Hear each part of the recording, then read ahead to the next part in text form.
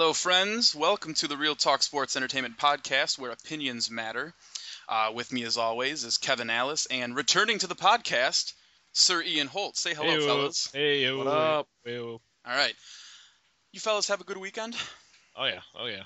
You know it. That's pretty good. Yeah, It's not like a bad weekend. Got big to see week for- family. Big Yeah. week for sports. Football. Yeah. Huge. Finally, the NFL season kicks off.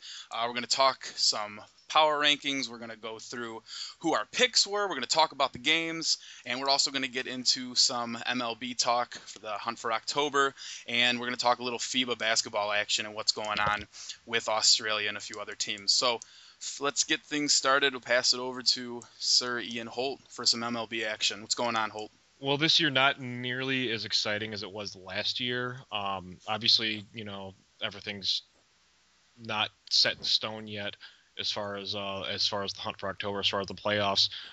Really, the AL Central right now is the biggest question, and that's ironic considering we are, Michigan sports guys, Detroit sports guys. Right now, Detroit in a key series with Kansas City. After this series, they still play them in another series, another 3-game series, to determine who will take the AL Central and that playoff spot. Right now, the wild card is up for grabs as well. Oakland has pretty much got a spot guaranteed. It's still really tight. Seattle and Detroit are separated by only half a game. Kansas City and Detroit are separated by 1 game. Again, that can be decided. And Cleveland's only 4.5 games back, with about anywhere between 16 to 20 games remaining for each team. So right now, anything can go. It's a really tight race. Baltimore's definitely got their spot locked up. They're up 10 games on the Yankees. The Angels are up 8 games on the Oakland A's in the AL West here. And in the NL, Washington is up 8 games on Atlanta. St. Louis is only up 4.5 games on Pittsburgh, who have that wild card spot pretty much locked up. The LA Dodgers finally living up to their potential, up 3.5 games on the San Francisco Giants, who will again probably take that second wild card spot. And look to repeat as take another World Series title. They're, I think, third in the last 5 or 6 years. Mm-hmm. But right now it's a tight race. Every game matters, and 182 game seasons. The Tigers play the Royals about 195 games. Yep. A season. Jeff's favorite team, the Kansas City Royals. Nope. It's a tight race. But I don't want to spend too much time on the MLB. Obviously, hunt for the playoffs right now. We'll talk a little bit more about the playoffs when they come round, but just kind of want to touch on that for you guys before we get into football here. Yeah, definitely. I just wanted to add in too. I've been hearing a lot of talk since that we're from the Detroit area. If Detroit for some reason does not make the postseason, will this in fact be the biggest collapse in Detroit sports history? It's something to think about, because I believe we were favored World Series favorites this season, if I'm not mistaken. We've been World Series favorites for the past few years here, and we were actually joking a couple weeks back about how the Kansas City Royals were just some joke team. Yeah. And we're eating crow right now. But Detroit still has a very good shot at not only making the playoffs, but taking their 4th consecutive AL Central title. I still believe they can do it. This happened last year with Cleveland. They beat up on Cleveland and won the division by 1 game. And I think it's going to happen again this year. Mm-hmm. It's just unfortunate to see such a talented team struggle so much and really not live up to their potential. They should be winning 100 games, frankly, with the talent they have. Especially with the price trade. So Holt's thinking that they're still going to pull it out and win the division. What about you, Kev? Do you think the Tigers can pull it out, or do you think they're going to collapse and it's going to be just a ridiculous atmosphere in the Detroit area? I think Detroit is famous for pulling it out before the World Series in recent memory. Yeah. So I think they make it to the playoffs. I don't know if they make the World Series. They should. They have no reason not to. But I think they make the postseason. Miguel Cabrera's been he's been resurgent in the last few games here. He's got 5 doing much better. 5 home runs in his last 3 games. I think they are, as of this cast, they are beating the Royals. They win this series, if they sweep this series, they're up on the Royals by 1 game. They've got a really easy schedule ahead of them, playing nothing but AL Central teams, and they've beat up on the Royals this year, and that's what's inevitably going to get them into the postseason. The White Sox are garbage. The Twins are trash. The Cleveland Indians are not nearly as good as they could have been. The Detroit right now has a really easy schedule ahead of them, and while Kansas City's schedule isn't much tougher, Detroit has been much better against AL Central teams than Kansas City has, and that's what's going to give them the edge heading into the postseason. Yeah, I totally agree. I think they sneak it out with a wild card. And the game right now, Kansas City in Detroit, currently middle of the 4th, and the Tigers are up 3-0. So we'll keep an eye on that. As we said before, we're going to talk a little bit more MLB postseason action when it gets closer and definitely into the playoffs. Let's turn our attention now to FIBA basketball. There hasn't been a whole lot of talk about the FIBA Cup just because it's not nearly as popular as the FIFA Cup or NBA basketball. But we have some news that the Australian team has actually, news has come out that they lost a game on purpose just so they didn't have to play the U.S. in the next round. That's right. Allegations coming out that Australia tanked against Slovenia, and it wasn't I mean, it wasn't like it was obvious. Mm-hmm. It was obvious that they were just throwing the game to get better seeding. They didn't want to have to play the U.S. And really, these FIBA tournaments, these international tournaments, are all about advancing. And obviously, they're not going to do that against the United States, who, even though they're playing their B and C team, they've been completely dominating, just like they have been expected to do. Very similar to Spain in the other division. But with Australia, they intentionally tanked against I believe it was Slovenia to avoid playing the U.S. in the first round. Now they're going to advance, and they could even end up winning a bronze, because right now the gold and silver it's a toss up between the United States and Spain, and Australia is going to potentially advance to a third place medal here. What do you guys think about this? Because this is commonplace in basketball to tank to whether it's in the NBA to get a draft pick or in international play to get better seeding. Is this a good strategic move, or is this, immoral? Both. It's Okay. both. Yes, it's immoral. It's bad sportsmanship to tank like that. But is it a bad move strategically to not want to face the U.S.? No. Of course, when you have a tournament that's structured like this, where losing will get you forward, then you are going to do your best to lose. Because that's the way that you might be able to get further in. And it's a shame that it's formatted like that. But there's nothing anyone can do about it unless they want to change the entire format. So I think they should look into changing the format. I like the FIFA format where they do a group stage, but they don't have enough basketball teams to do that. It's tough. Yeah. Well, that's what happened was the group stages. Australia tanked, so they, were seeded a little bit better and didn't have to play the U.S. right away. Yeah. Jeff, what do you think? I get the sportsmanship concept and that coming into play, but I like the move just based on, with FIBA basketball, nobody is going to touch the USA or Spain this year, and I think it's a smart move to get as far away from those two teams as you can and put yourself in place for a bronze medal. And I personally think it's more outrageous to tank, like let's say in football, because teams do it all the time, to tank for the first pick in the draft, just because you essentially are telling your teammates or your team as a coach and as an owner, we know you guys are more talented than this, but we need everybody to kind of tank this one so we can go get an unproven player and hope for the best next year. Versus this situation is let's lose now to get ourselves in the best position possible for in a month. You know what I mean? Mm-hmm. Yep, absolutely. Controversial stuff. Ultimately, it doesn't matter in the end. You're going to see Detroit and Spain, and unless some miracle happens. Or, oh my God, excuse me, the United States and Spain in the finals. Detroit versus the world. I've got Detroit on my mind right now. I don't know. Really? But United States and Spain in the finals of the FIBA Cup.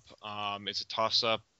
United States still the heavy favorites, but Spain's got a shot with the Gasol brothers and Serge Ibaka, running the ship there. But as far as the FIBA Cup, Australia, it's up in the air whether what they did was it doesn't ultimately matter in the end, but it's still something that's worth talking about, especially with tanking going on in the NBA, and you can expect the 76ers to tank again next year. Yeah, get more prospects. Oh boy, that's just a train wreck. But now, what else? What else to talk about? I have a quick side note to bring up.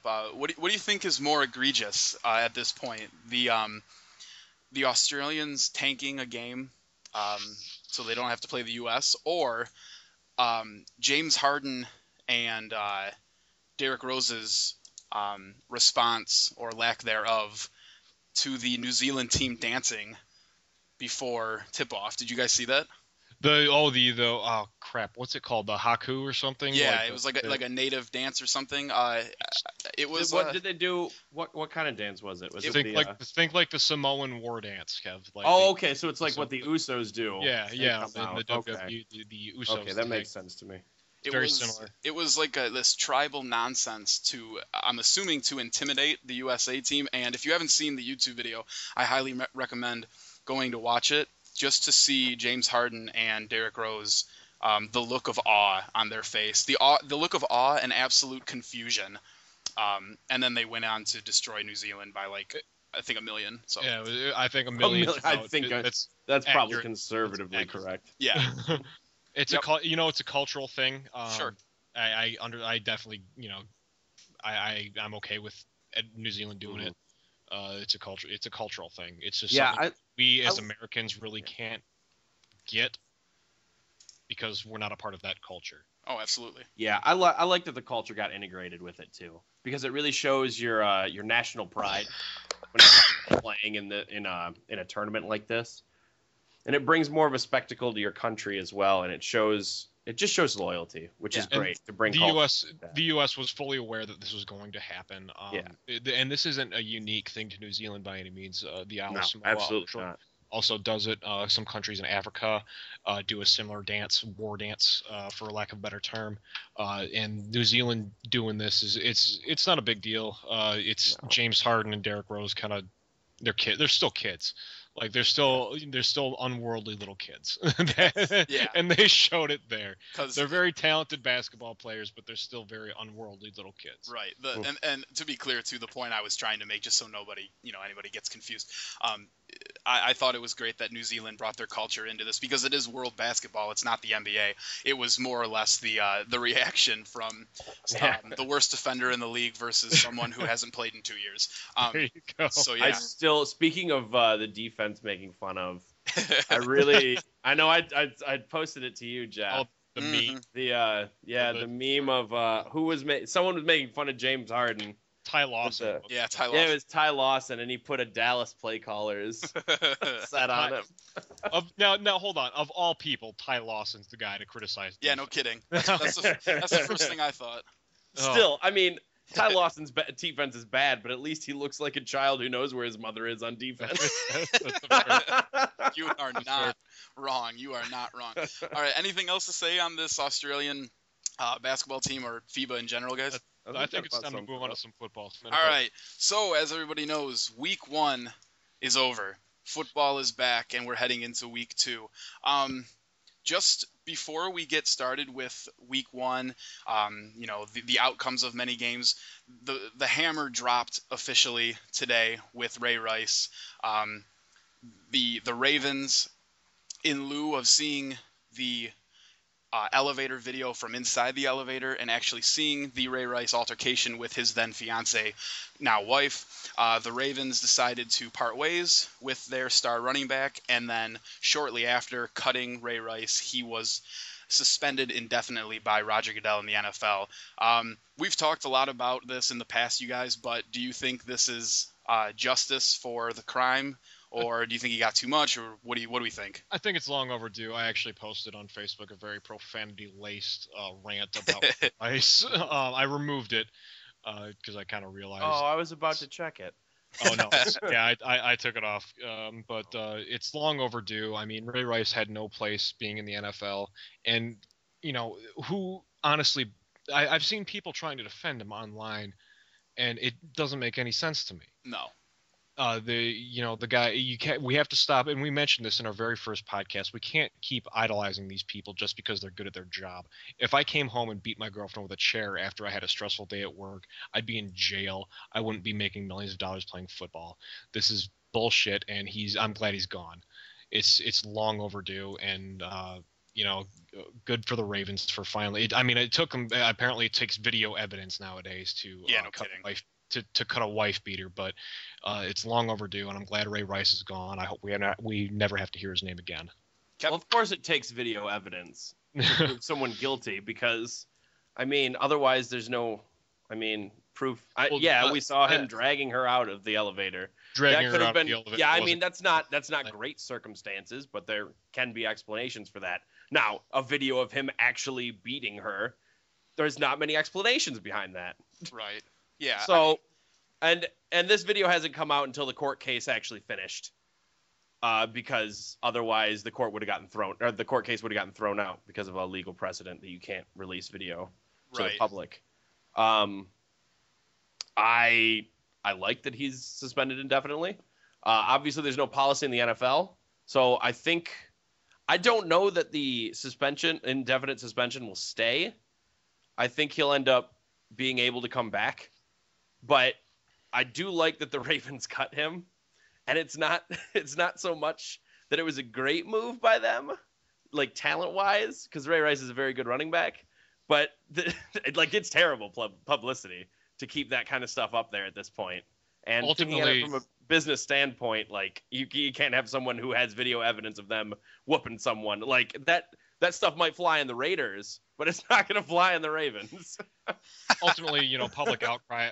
Ultimately, public outcry will keep this guy out of the NFL for a long, long time. And I don't think there's going to be a lot of, maybe other than the Raiders, there's not going to be a lot of teams that'll give him a job. Raiders will. Yeah. I'm confident. You can mark my words now. At some point in the future, the Raiders will sign Ray Rice. I don't know when, but they will. You guys know the old saying, if you're a piece of human crap, you go to Oakland, right? So there's that. You know the old saying, when you're a washed-up running back, you go to the Raiders. I apologize to the city of Oakland and the fans of Oakland for the things I just said. I don't. But yeah, Ray Rice, good. Glad he's gone. That's if you didn't get that. I think Ray Rice has played his last game in the NFL. I think he's done. For this reason alone, I heard an interesting point. I believe Colin Cowherd of ESPN Radio brought it up. He basically juxtaposed Ray Rice and Michael Vick. And Michael Vick, granted, there was no video that came out, but Michael Vick, after serving time, was reinstated into the league, and by my estimation, he's had a decent second half to his career. I'd say so. Yeah, he seems humble, and he did really well in the Eagles. Yeah, so he's back in the league, and then if you allow Ray Rice to come back into the league, you are essentially saying that these two things,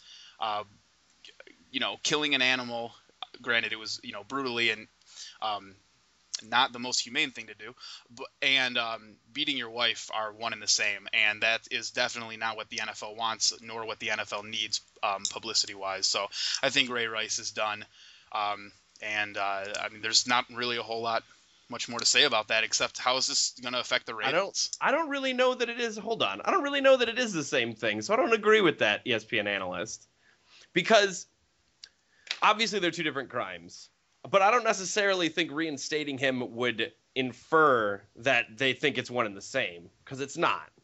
And I think they'd suffer more from public outcry with reinstating Ray Rice than they did with Michael Vick. Yeah. So I think it'll end up being a worse case there, which would make them very different. So I don't think putting them in the same category is right. I just want to put that out there. And ultimately, I can see where Colin Cowherd's is coming from. Yeah, I see where he's coming from. Because in this instance, you remember Josh Gordon and Ray Rice were suspended about the same time for two very different offenses. Josh Gordon taking the year-long suspension for smoking weed, and Ray Rice getting 2 games for allegedly, quote unquote, beating his wife. And now definitely beating his wife. And you imagine if Ray Rice is one day reinstated in the NFL. Immediately he's going to be compared to Michael Vick, even though they had 2 completely different offenses. Right. That's kind of where I think Colin Cowherd's coming from in that saying that the NFL's justifying, wife beating essentially. I don't know that they would be compared. And ultimately that's not what's going to happen. But again, smoking weed and spousal abuse, 2 completely different things, but they were still compared. And that's ultimately what's going to happen in the minds of NFL fans and the media alike concerning Ray Rice and Michael Vick if he is to be one day reinstated. Mm-hmm. And it doesn't matter, obviously they're 2 completely different offenses. Obviously, I wasn't saying that the offenses are the same. No, not at all, but it's because of that they're going to be compared, regardless of what they really are, and that's what he's getting at is. They're going to be compared regardless. Yeah, and just to close this out too, we don't want to spend a whole lot of time on this, but I don't. Yeah, I could talk more, but I'd rather. Yeah, just to close it out, I think the main area where Colin Cowherd was coming from on this is we basically as a society told Michael Vick, you are allowed to have a second chance. And essentially, you're allowed to have a second chance to make millions of dollars. We would also be telling Ray Rice, you have a second chance to make millions of dollars. And that's, I think, where the line should be drawn. But that's a topic for a different day. We'll see how this pans out. Maybe in 2, 3, 4 years, Ray Rice will be back. Who knows? Probably on 3. Oakland. Yeah. I'm going to say 3 on Oakland. Probably on Oakland. Yeah. Or Jacksonville. Jacksonville. Those are the 2 teams. Because Jacksonville still won't have a running back, and Oakland will still be taking running backs that are old. Solid. It's a bold prediction, but I would not bet against it. All right. Let's talk about fun things. Yeah, there we go. Let's talk about things that are fun. Football's back. Right? Yes. Speaking of one fun thing, I don't know if you guys saw it before we get into all the game and everything, the explanation. But someone, an owner of a restaurant, posted LaShawn McCoy's bill, and LaShawn McCoy didn't tip very well. That doesn't surprise me. And it was because the service was bad, but the guy didn't say that. So everyone on the internet rose up and destroyed this restaurant for LaShawn McCoy. Oh. It was the best thing I've seen this week. And it's a good thing LaShawn McCoy doesn't get fantasy points for tipping. Yeah, really. All right. So, we didn't really touch on it last podcast, but what we are going to be doing as the hashtag Real Talk team is keeping track of our weekly predictions, much like Fox Sports does. We will be selecting who we think will win each game for that week and keeping track of it via sports records. Except we're better than Fox Sports. Yeah, we are. So hashtag Real Talk. Hashtag Real Talk. So let's see where the 3 of us stand and just go through quickly the week 1 outcomes. Let's start with you, Kev. Just give us a quick rundown of who you picked for each game, and then tell us your overall record for week 1. All right. I had New England, who lost to Miami. I had Seattle, who ended up beating Green Bay. I had the Rams, who ended up getting just stomped by Minnesota. I had New Orleans beating the Falcons. The Falcons won in overtime in a great game. I had the Eagles winning, who ended up winning against Jacksonville. I had Pitt winning, which ended up well for me. I had the Jets winning, which ended up well for me. I had the Bengals winning. I had Chi-Town winning, who didn't. Washington winning, who didn't. Kansas City winning, who didn't. Carolina, who did win. The Niners, who won. Denver, who won. Arizona, who won. Detroit, who won. My overall record last week was 10-6. All right. So for week 1, Kevin is 10-6. Solid pick. Solid week. Mm-hmm. All right. Holt, what do you got? I was a little off. I was 6-10 this week. Oh yeah. Give us a little rundown. I want to see who you picked. Well, I had Seattle over Green Bay. That one was easy. I had the Saints going over Atlanta. That was a tight game. That was a thriller. That was a really good game. That was a tight game. I had the Vikings beating the Rams. No offense, Kev. No offense taken. And you told me to take the Rams D, and I believed you. That was stupid. Hey, their defense is good, just not their secondary. Yeah, they gave up 34 points. Yeah, but Adrian Peterson didn't go anywhere. Adrian Peterson didn't do anything. He got like 70 yards. That's not that much for AP. I had Pittsburgh going over Cleveland, although they barely won. And just a quick note here. A lot of Cleveland fans are upset about Johnny Manziel not going in. Everyone knows how I feel about Johnny Manziel by now. Do you people really think that Johnny Manziel could come in and turn this team around? I mean, he's not that good. Even if he comes in and he's the best quarterback in the league, Cleveland's still going to suck. They've got one tight end who can kind of catch, but he's so inconsistent. When Josh Gordon comes back, I think they'll do better. When Josh Gordon, I mean, yeah, but they don't have Josh Gordon right now. Not right now, no. They're still going to be they were going to be shit regardless. This is going to be a bad year. Which is why I think they should play Manziel. It doesn't matter who's taking the snaps. And I agree with you. They probably should play Johnny Manziel as much as I hate him, but he's not going to turn the team around, so Cleveland fans can shut up. Moving on. I don't know what Cleveland fans talk to, but moving on, I had the Eagles going over Jacksonville. That's easy. Jacksonville should not win a game this season. They will. I had the Raiders going over the Jets. I was wrong there. I don't know why I put my faith in the Oakland Raiders. That was a mistake. That's a good question. If they had Ray Rice, they probably would have won. I agree. If they had Ray Rice, they probably would have. I mean, he would have run about 3.5 yards, per carry. Yeah. Hey, diddle. It's like last year. Hey, diddle. Maybe it's my bias against Rex Ryan, that fat fuck. But moving on, I had the Ravens taking Cincinnati. They lost. Joe Flacco threw for 345 yards. Nothing spectacular there. AJ Green had a great fantasy game for me. I had Chicago beating Buffalo. That was a pleasant surprise. As I'm a Lions fan, I like seeing Chicago lose in overtime, especially to the Bills. Hey, the Bills are a good team this year. They're my sleeper. EJ Manuel's not going to be too bad. He's going to be quarterback. They have the running back situation in order now too. Yep, and Sammy Watkins should be good. I had Washington. I had Washington beating Houston. Maybe last year for Houston was a fluke. They looked good. Maybe RG3's overrated. And it's a shame. Defense. It's a shame for RG3 because when he wins, the credit's going to go to other players on the team, and when they lose, the blame's going to be placed on him just because he's so polarizing. But moving on, I had I had the Chiefs going over Tennessee. That obviously again did not work out. I had New England going over Miami. Another obvious pick. No Sean Moreno deciding that he was going to play like Adrian Peterson with 134 yards and a touchdown. Nobody saw that coming. Nope. I had Tampa Bay going over Carolina. I was wrong there. They didn't have a great game. It wasn't it was nasty looking game, but Carolina pulled it out 20-14.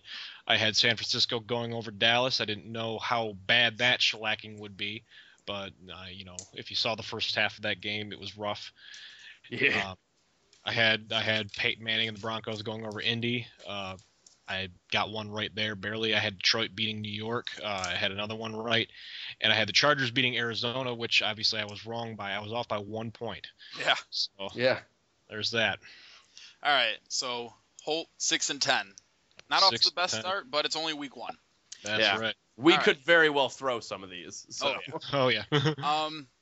My picks for week 1, I had Seahawks over Packers in a dominant performance. I picked the Falcons over the Saints. Got that one wrong. Fantastic. I had Vikings over the Rams. That was just a pick it out of a hat. Yeah. Yep. Steelers over Browns. Got that one right. I had Eagles over Jags. I was getting worried with that first half performance from the Eagles. Yeah, it was tight. But they pulled it out, so got me a win. That was fantastic. I picked the Raiders over the Jets. Got that one wrong. Congratulations. Took the Bengals over the Ravens. Got that right. I took the Bears over the Bills. Yep. We all got that wrong. Sure did. I don't think any man alive got that prediction right. Yeah, People in Buffalo got it right. they sure did. I took the Texans over the Skins. I took the Chiefs over the Titans. The Titans really surprised me. Yeah, really. Yeah, no kidding. I like where that team is going, though. But moving on. As everybody else in the free world did, and I take the Pats over the Dolphins. Yep, got that wrong. Yep. I took the Bucks over the Panthers just because Cam was out and Doug Martin is on both fantasy teams of mine. Yep, got that one wrong. Oh, yeah. I took my 49ers over the Cowboys, and let's just take a moment. Can we just have a moment of silence for this awful 49er secondary? Apparently, just Oh yeah, the terrible secondary that gave up.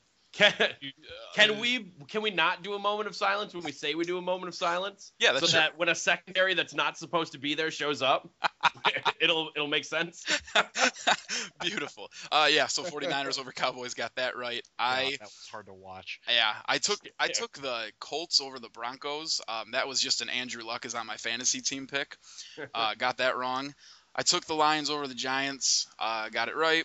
And I took the Cards over the Bolts and got that one right by 1 point. So I ended up being 9-7. So after week 1, Kevin is in the lead at 10-6. I am in second at 9-7, and Holt is rounding the top 3 out at 6-10. The only 3. Yes, but it's week 1. There's a lot of room. Yeah. There's a lot of room to grow and a lot of room to fall. So we'll see how it plays out.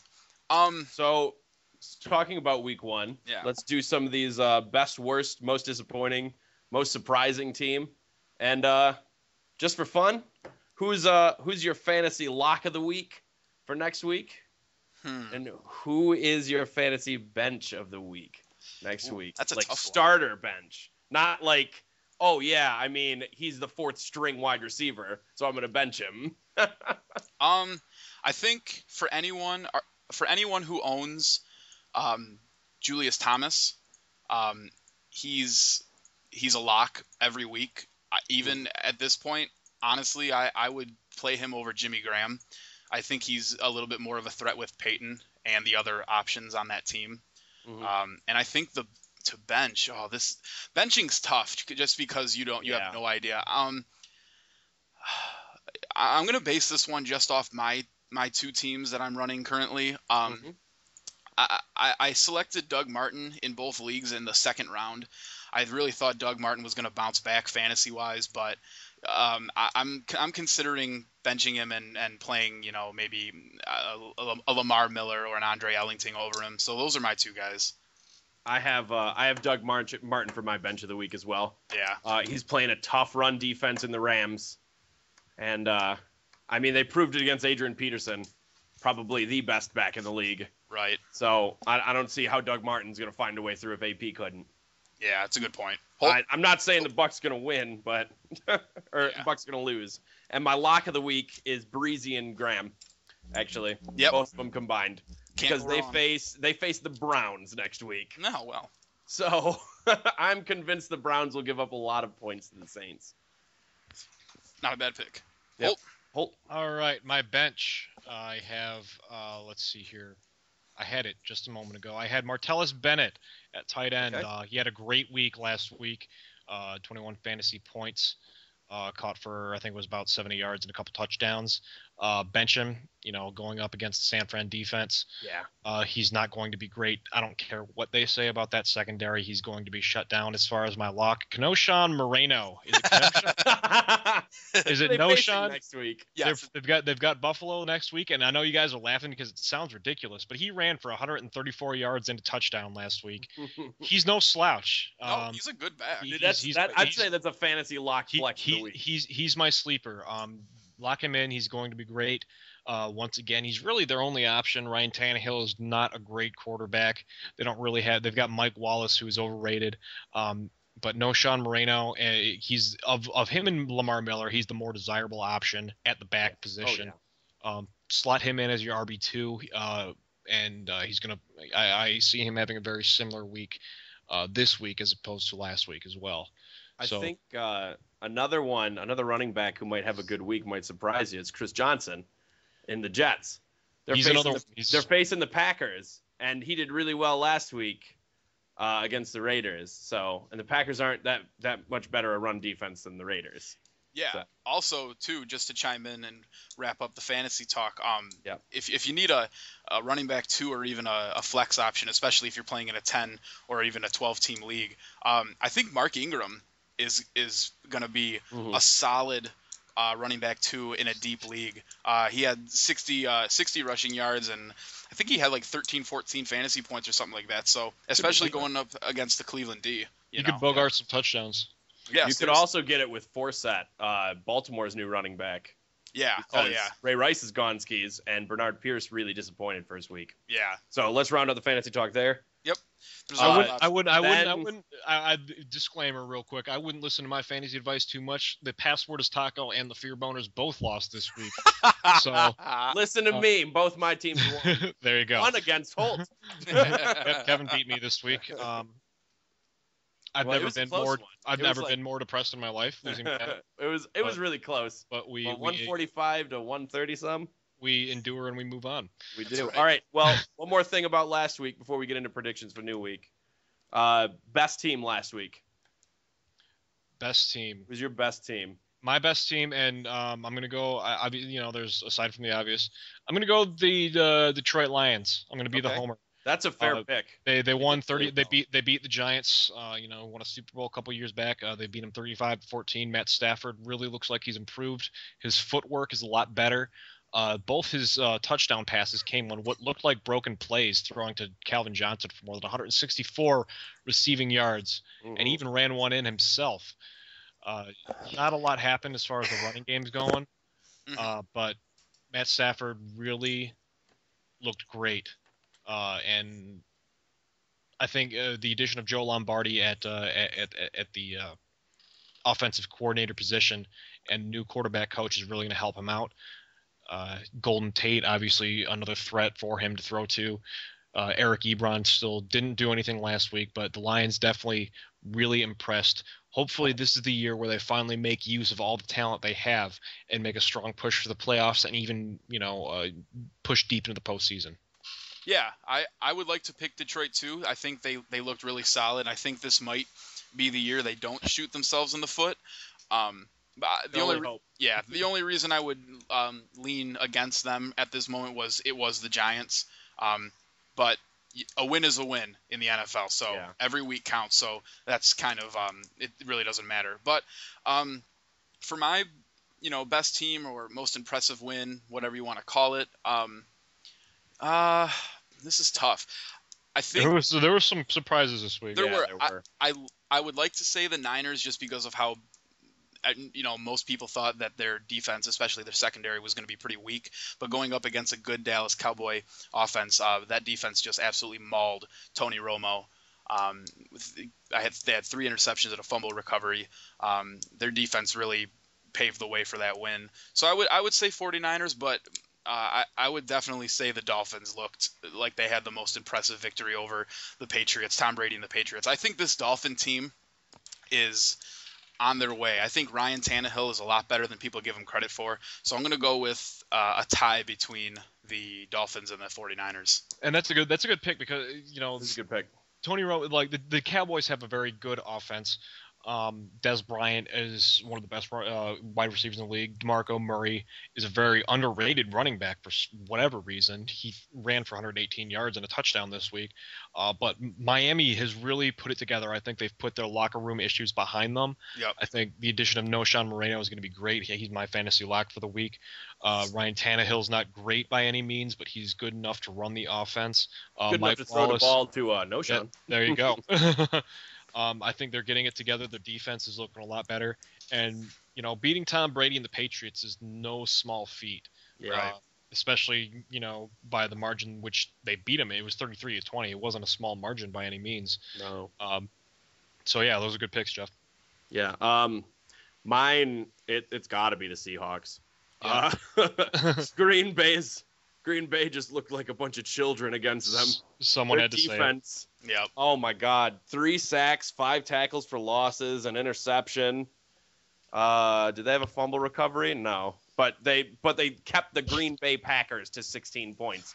They kept Aaron Rodgers to 16 points. Aaron That's Rodgers, incredible. the alleged best quarterback in the league. Yeah. Well, no, Peyton's the best. He's second. He's second. But yeah, I have to pick the Seahawks. It's I don't obvious. see a way around it. It's obvious, but it had to be said. Yeah. Defending Super Bowl champions, they made Green Bay look like a joke. Frankly, Yeah. I mean, it was bad. Russell Wilson only threw for 191 yards. Yeah, last week I was high on the Packers, and then this week, they just got shellacked by Seahawks. Yep. And Percy Harvin has really looked like he is in with this team He's already. Ready. Yep. He's ready. Yeah, he didn't want to miss last year. Yeah. Yeah. All right. What about let's talk about most disappointing teams. Are we all in agreement that it's the Patriots? Yeah. Okay. So Holt. I know I am. I don't know about Holt. It's a tie for me between the Cowboys and the Patriots. I mean, the Cowboys, I know the Cowboys are a joke. It's been the joke for years. Tony Romo's terrible, but I thought Des Bryant and DeMarco Murray would be a little bit more intimidating, would be able to contribute a little bit more. DeMarco Murray had a great week, 118 yards and a touchdown. Des Bryant didn't do a whole lot. Tony Romo kind of picked it up in the second half there, I was disappointed in New England as well. Tom Brady did not play well. Everyone thought Dallas was going to lose to San Francisco. I didn't think it would be so brutal in that first half. Really, the score is not indicative of how bad the game actually was for Dallas. They put up a few garbage points in the second half, but New England really should have beaten, Miami. New England they're a perennial Super Bowl contender, and they're losing to the Miami Dolphins, who are, a young upstart who have had locker room issues and publicity problems over the last few years that have kind of crept in and hurt their record. For me, it's the Patriots and the Cowboys. Yeah, I think the Chiefs have to be in that discussion too. Yeah, that's a good point. They got things to own up for against that Titans. Yeah, you can't lose by 16 to the Titans. How many games did they win before they lost last year? They won what? 9. I think 9 games, 10 games in a row before they finally lost. And losing to the Tennessee they might have lost to Denver in that loss. Oh man, yeah, I think they lost to Denver. I think you're right. Yeah. They lost to who I thought for a moment was going to go undefeated last year. Yeah, but yeah, Kansas. That's a good point. Yeah, I'd have to say the Pats just because they're the Patriots and it's Tom Brady and Bill Belichick. But if I had to pick someone else, it would probably be. I'd have to say, even though it went to overtime, I got to say the Bears. That's another good one. I think the Bears are a lot like the Cowboys. They have all the pieces. They've got a good quarterback, not great, but he's good. They got a really good running back. They got a fantastic receiver. They got a couple fantastic.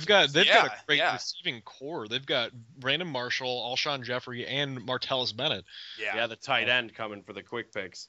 Yeah, and there's no reason why the Bears don't grab another wild card spot, but I don't know. We'll have to see where this team goes. There's a few games I want to touch on that we haven't really talked about just yet. Just because they were super interesting games with very different outcomes. What about this Saints and Falcons game? I had the Falcons winning this game. Just because Matt Ryan had his receiving core back, with obviously the exception of Tony Gonzalez. But with Roddy White being back and healthy and Julio Jones being back healthy, I thought for sure the Falcons could pull this out over the Saints. Well, no, they did. They did. They won 37-34. Yeah. Oh, they did? Yeah, they beat them, yeah. Yeah. Ladies and gentlemen, I'm going to have to change my record. Are you tied with me now? I sure am. My fault. That was awkward. That's Falcons pulled it out in the end. 37-34. Good. Well, everything I just said, reverse it, scratch it, write it down, take a picture. Falcons. Yes. I thought the Saints were gonna win. Yeah, flip it around a second. I had the Saints winning that game, but I had the Saints winning that game because I flipped a coin, and and the Saints won the coin toss. Saints were heads. Yeah, that's right. And the Falcons were really great. They were another team that could have gone undefeated. Last year. Not last year. Not when they lost. Not last. No, it was the year before that. Excuse me. Yeah, the year before they went 14-2. Yeah. That's right. And then they lost first round in the playoffs. Yeah, Roddy White's getting up there, but he's still a very solid receiver. Julio Jones is great. Steven Jackson, he's not what he was when he was in St. Louis, but he's still a solid back. Matt Ryan's a very underrated quarterback. He's a choke artist in the playoffs, but he's a very good regular season quarterback. Oh yeah. And the Saints are very, very dangerous. Drew Brees Express. He's old, but he's going to go down as one of the best of all time. Drew Brees said recently, it was a few weeks ago, Drew Brees said he plans on playing till he's 45. So you watch your mouth with that. And I don't doubt him there. How many times has Breezy been injured? A million. I don't know that he's been injured that many times. I think he's been injured once or twice. That like severe, like where he missed bad injuries. I'm not talking like one game he had a rib hit. No, I definitely think he can pull off a Peyton Manning and play into his early forties. But yeah. So you say Brett? You say Peyton Manning? You mean Brett Favre? Oh, good point. Well, I think Drew Brees has a bit more class than Brett Favre. That's true. I'm pretty sure when he retires, he'll stay retired. Yeah. After maybe at least the second time. He's outright said he's going to play it late into his mid-40s, as opposed to Brett Favre, who just kind of leads us on like a there. But to wrap another game. Yeah, to wrap that up too, I think the Saints and the Falcons are both going to be NFC contenders. The NFC is just absolutely loaded, so we'll be sure to keep an eye on those two teams. And then another game I wanted to touch on too, mainly because of an injury, the Texans against the Redskins. The Texans pull it out, but they lose their number one draft pick, Jadeveon Clowney, and he's going to be out for 4 to 6 weeks. How do you think this is going to impact that defense? Oh, I didn't read that. Yeah. It's going to hugely impact their defense. Yeah. And hugely change if I picked Houston next week. I don't know whoever they're facing reverse. I don't know how much stock they were putting. I mean, he's a number one overall pick. He was, the unanimous number one overall pick for months and months. Almost a year, really. He was the guy that, everyone knew was going to go first overall, no matter how bad his last college season was. Yep. But I still don't know how much stock the Texans were putting into him as their, go-to on defense. So ultimately, it's going to be hard to tell how much this is going to impact their game plan on defense. I think we're going to see them sag off the ball a little bit and not see so much pass rushing. Right. But ultimately, I don't think it's going to hurt them that bad on defense. I think they're going to be an underwhelming team again, like they were last year. But we'll see. We'll see. I think something to keep in mind with this defense is, in the past, Houston's defense was superb. And they're still a decent defense. Still got J.J. Watt. Right. But now, instead of having to plan for J.J. Watt on one side of the ball and Clowney on the other, now you only have to worry about J.J. Watt. And remember, this is only 4 to 6 weeks, so he will be back. How healthy he will be, we don't know. But it would definitely benefit them to have Clowney on the field versus not having him. So, but in regards to the game, I think the Texans still had even though it was the Redskins, it was still a good win. It was a good way to get the season started. That team desperately needs a turnaround. So I was happy to see him win. Yeah. Let's see. Now, if I may, one thing I want to talk about real quick, as far as divisional matchups, I think the most intriguing division in the NFL is the NFC North with Detroit and Chicago and Green Bay and Minnesota. Do you guys agree? Like, who's going to win that division? Do you guys I know you guys, talked about this a little bit last week, but I really want to kind of revisit that a little bit because this is a division to me that, and if anything can happen in the NFL, but in this division, I think it's completely up for grabs. Any one of these 4 teams can really take the division and even the wild card spot. Who do you guys see coming out the division after week 1? Well, after week 1, if you're just going to base it on week 1. If you're just basing on week 1, it has to be the Lions. Right, but when I take a step back, I think the cream rises to the crop more than not. And I think Aaron Rodgers... I think the Packers are going to take it. I think Aaron Rodgers simply ran into the best team in football week 1. Yeah. And they just weren't ready. Yep. Okay. But I like where Detroit's going, and I know you're a big Lions fan, Holt. I like where they're going. I liked where they were going last year, too. And the year before that. Yeah. And the year before that. And the year before that.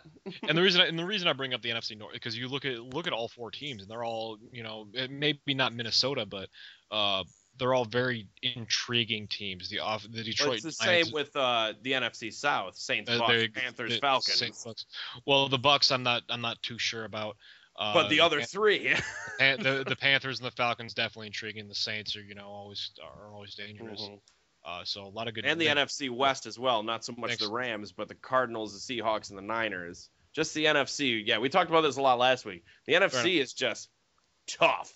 I wasn't around last week, so I'm just. Yeah, we know. I definitely like seeing about the. I definitely like hearing about the NFC North. Though. Yeah, I think. Anyway, sorry, Jeff. I think the NFC North and the NFC West are going to be the two divisions where it's up for grabs, especially with the top two teams in each of those divisions. Like, as far as I'm concerned, it's still Green Bay, Chicago, and then in the NFC West, it's Seattle, San Fran. But Arizona can make some noise, and obviously Detroit can make some noise as long as they can hold it together towards the end of the season. But they're off to a great start, and I like where that team's going, but only time will tell. Last game I kind of wanted to get into was, in my mind, the game of the week was Andrew Luck against Peyton Manning, Colts and Broncos. Obviously, the Broncos pulled it out, but I think the Colts, to me, last week we talked about it. They are my pick to go to the Super Bowl in the NFC or the AFC. I think the Colts showed a lot of fight. I think Andrew Luck played decent. He definitely has room to improve. I honestly think the Colts are they're one weapon away. They're one offensive weapon away because I think their defense is decent, but this Broncos team was just superb. And I just wanted to see what you guys thought about this game and where these two teams are headed. The Broncos are headed for greatness.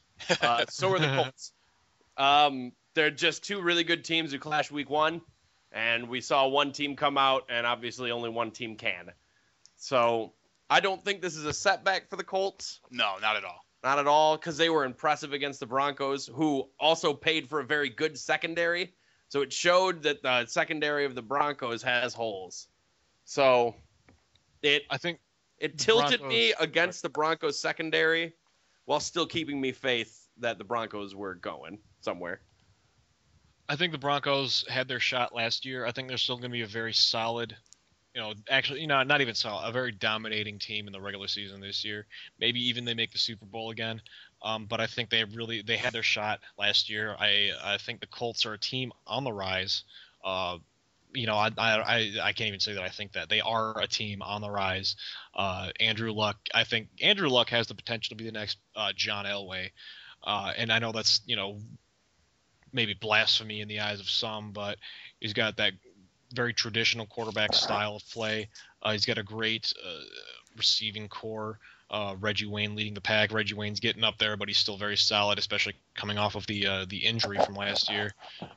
Trent Richardson remains to be seen on how good he'll be. Ahmad Bradshaw, if he can stay healthy, he's a very good back. But I think the Colts are on the rise. They're a very desirable team to play for. Based on their history, based on their quarterback and their coaching. As far as the Broncos are concerned, Peyton Manning's the best quarterback in the league. He's going to be until the day he retires. But they had their shot last year. They blew it. And I don't see them going any further than they did last year. Yeah, agreed. Kevin? I can still see the Broncos winning the Super Bowl. I have no problem saying that. The Broncos still have a very dominant offense. Emmanuel Sanders proved that he can catch balls. Demaryius Thomas can still catch balls. Julius Thomas is still an animal. And Monty Ball is eventually going to be a back that they can trust. Yeah. I think he showed that he's a back that they could trust even for now. Agreed. And he still has so much time and things to learn. So I can't vote against the Broncos. I can't. I would like to, because I'd like to see a different Super Bowl, but I just don't think it's going to happen. All right, so before we make our Week 2 predictions, I just want to see which team, based on Week 1, which team are you guys most looking forward to watching next week? Next week? Well, that would depend. Based on Week 1's performance, who are you most interested to watch? Falcons. Ooh, all right, that's a solid pick. That's a I solid want to pick. see. I want to see if the Falcons can keep it up. Yeah. All right, Holt. I want to see how San Fran follows up against Chicago in week Yep. 2. They had a really great game in week 1. They kind of fell off in the second half there. I could not really tell if that was just running out the clock or if it was they had a lucky first half. So I want to see what they can do against Chicago, who's a very solid team. They should not have lost last week against the Bills. So I'm looking forward to seeing San Fran play Chicago on NBC at 8:30 next week. Oh, look at that. Good plug. That plug. Yeah. For next week, I'm most interested to watch the Dolphins play the Bills, because you go in and you shellac Bill Belichick, Tom Brady, and the Patriots. You need to go out and beat the Bills by 40. Because I mean, really think about it. If they come out and lay an egg against the Bills and for some reason lose, then it's like, it was a fluke. Week 1 was a fluke, no big deal. But if they go out and they just run all over the Bills, then well, keep in mind the Bills had an upset victory last week against Chicago too. Who called that happening? That's true. So, but it's the Bills. The Bills they've got a great defense. E.J. Manuel is on the rise, I think. Sammy Watkins could be a great receiver. Yep. They look at Fred Jackson and C.J. Spiller, great running back tandem. The Bills don't look over them. Yeah. I still think Miami's Hey, that's what I said last week. Miami's, yeah, that's right. That's right. Miami's got to beat them after beating the Patriots, but that's a good pick. That's going to be a fun game to watch. I think there's 2 other teams that I'm really interested in, and I think need to be mentioned as well. I'm interested to see how the Lions do against a good defense. Okay. Yeah. Because they're playing the Panthers next week. Yeah, that's fair. And I want to see if they can keep up that dominant throwing against a good secondary. They've got so many weapons that it's hard to believe that they're going to lay an egg, but it's the Detroit Lions. We've been seeing this for longer than we've been alive. Yeah. So there's no reason to believe that they couldn't lay an egg here. Sorry, Kev, go on. That's fine. I just wanted to get a quick point on that, and then a quick one. The Chiefs. I'm curious to see how they do against the Broncos after they got destroyed by the Titans. That's going to be great because I'm curious to see if they bounce back. Yeah, especially being like even show up at all. They don't have to win, just show up. Right, especially in one of the biggest rivalries in the NFL. So it's going to be a great divisional game. All right, so as we will do every week, let's make our week 2 predictions. Let's start with Holt. We're going to just go right down the list. Tell us who you think is going to win each game, and hopefully you can climb out of this 6-10 rut. We'll see. If my fantasy record is any indication, I will not, but I'm going to give it my best. Got to give it a shot. I got Steelers going over Baltimore. Obvious reasons. Ray Rice gone. Publicity's bad. The team's in a rut. Steelers taking it. I got the Lions over Carolina. I got the Bills beating Miami. I got the Redskins beating Jacksonville. Titans over Dallas. I got the Giants over Arizona. That's kind of my sleeper there. I got New England over Minnesota, obviously. Let me see here. I've got the Saints going over Cleveland again. I've got the Falcons beating Cincinnati. I've got the Rams beating Tampa Bay. I've got the Seahawks beating San Diego. I've got the Texans beating Oakland. I've got the Packers beating the Jets. I've got the Broncos beating Kansas City. I've got San Fran beating Chicago. And I've got the Colts beating the Philadelphia Eagles at home. All right. So based on that, Holt, if they don't play, you're 16-0 for that week. Nice job. That's right. All right. All right, Kev, what about you? All right. I got Pitt over the Ravens as well. I have the Rams over the Bucks. I have the Panthers over the Lions. I have the Bills over the Dolphins.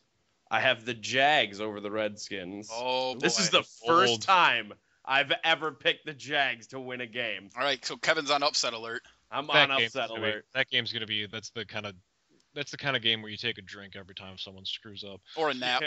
Or a nap, yeah. Or you take I have Dallas over the Titans. I have the Cardinals over the Giants because the Cardinals secondary is going to tear Eli apart. I have the Pats over the Vikings. I have the Saints over the Browns because duh.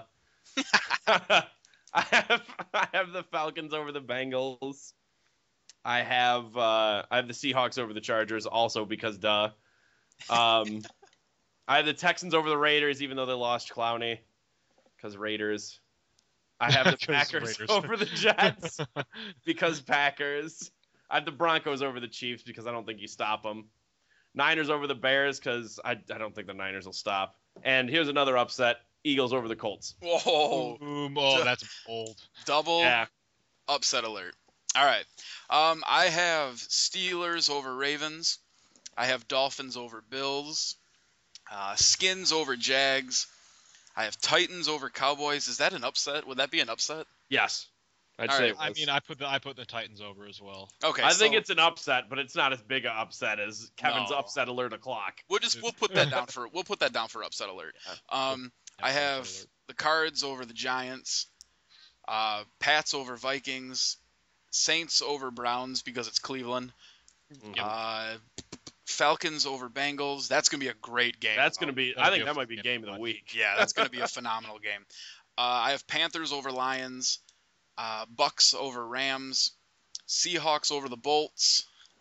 Texans over the Raiders. Even though they are losing Clowney, I still think they'll get it done. Packers over the Jets because it's Geno Smith. Broncos over Chiefs. I don't think anybody is going to stop Peyton Manning this season until maybe Seahawks or San Fran or it's going to be New Orleans or somebody. It's going to take an upset or he's going to run into Seattle. I'm going to take 49ers over the Bears because it doesn't snow in San Francisco. There you go. And I'll take the Colts over the Eagles. I just like Andrew Luck. So we'll see how this pans out. And just a reminder, Kevin is sitting at 10-6. I am sitting at 10-6 as well, and Holt is 6-10.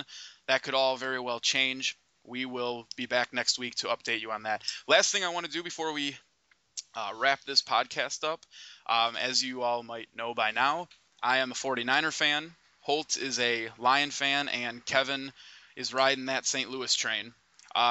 Kevin, give me a quick Rams update. What do you expect from them? What did you see from them this past week? And where are they going? A lot of disappointment.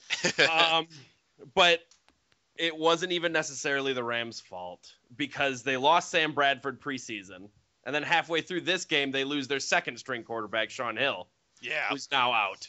So now we have third-string quarterback. I believe his name is Austin Davis. Austin Davis, yep. Don't quote me because I barely know his name. Zach Stacy was wildly unimpressive against it was actually a good run defense by Vikings last year. So I'm not horribly upset because I think Zach Stacy can bounce back. But as an update, Zach Stacy didn't do very well. The receivers actually didn't do that well or didn't do that bad moving the ball down the field. We got yards up the field. We just couldn't put it in the end zone, which has just been the Rams' problem for the last ever. So we, of course, had to bring out Greg the Leg Sauerlane. Oh, boy. To try and save us, and we can't do that. As far as next week looks, I think we have a much more favorable matchup in the Buccaneers. Because as much as I hate to say it, I think Glennon is a worse quarterback than Ponder. So I'm hoping the secondary can get the thumb out of their behind and maybe do something this week. But that's how it's looking like in the Rams camp. Solid report. Holt, how about the Lions? What did you see last week? What are you looking forward to this week? I think they finally lived up to the talent they have on their team. The Giants, they're not great, but they're not a pushover either. And the Lions absolutely it was just a shellacking. Probably the most lopsided win of, maybe other than Seattle, Green Bay, probably the most lopsided win of week one was Detroit over New York. Calvin Johnson. It was the Rams Vikings. 27 points. Oh, that's a good point. I forgot about that team because both teams are just a joke. I'd say second. I'll give you second. But Calvin Johnson was Calvin Johnson, caught for 164 yards and 2 touchdowns. Matthew Stafford finally throwing. He threw for 346 yards, which isn't unusual for him, but he's finally showing some footwork and mobility, showing the ability to improvise. Joique Bell and Reggie Bush were less than impressive, but still took the focus off Calvin Johnson, as did Golden Tate, who caught 6 catches for 93 yards. They lost cornerback Bill Bentley for the season. which is rough. Their secondary is already weak. Bill Bentley wasn't a superstar by any means, but it's still a tough loss. As far as the Lions go, I picked them to beat Carolina. I know you guys both picked Carolina, but that's going to be another interesting game to watch. It will be an interesting, especially with Cam Newton coming back, and perhaps the biggest news, not just in the NFL but in sports. If you're married to a Detroit Lions player, don't worry, because the Lions have announced that they have a zero tolerance policy for domestic violence. Hey. Hey. Oh my God! So you're saying so teams are coming out and saying that now? I don't want to say Commissioner the won't do Lions it? are setting the standard for morality in the NFL, but they are. Whatever you say, Holt. Another solid report. As far as the San Francisco 49ers, very impressive win over the Cowboys, showing Tony Romo for what he really is. 3 picks and a sack. 3 picks, 3 sacks, and a fumble recovery. I think their defense is a lot better than people thought they were going to be, and especially looking forward into the season when they get Navarro Bowman back and hopefully, oh boy, what's his name? Smith. Smith. Yeah, first name. Alden Smith. Yeah, I don't necessarily want the guy back on the team, but he will definitely help that defense. So yeah, I think the defense is a lot better than people are giving him credit for. It's going to be a tough matchup against the Bears. I'm interested to see it, but when you have a defense like that, anything's possible. And when you have one of the best game managers in the game in Colin Kaepernick, and he threw for 16 of 23, he had just over 200 yards total offense. He averaged 8.7 yards a play, which is fantastic. 2 touchdowns, no interceptions. He was only sacked once. It's just fantastic. So I'm expecting big things from San Fran. I know they play in probably the toughest division in football with Seattle and Arizona in there. But I like their chances against the Bears. It's going to be a tough battle, but I'm really interested to see, Frank Gore getting in the mix a little bit more. And, Crabtree was hobbled with a slight injury, so I think he's going to be healthy for week 2. And obviously Anquan Bolden, just the workhorse of that team, comes up with big catches when he needs to. So I like the 49ers this coming week and for weeks to come. All right. All set, guys? Oh, yeah. I think so. All right. Thanks for tuning in once again to Real Talk Sports Entertainment. We will be coming back probably later this week. If not later this week, we'll definitely be back next week. We will same time. We'll be keeping you guys updated via Facebook and Twitter and all that nonsense. Be sure to like everything, subscribe. You know the drill. All right. For Ian Holt and Kevin Alice, say goodbye, fellas. Bye, guys. All right. Signing out. Thanks for tuning in.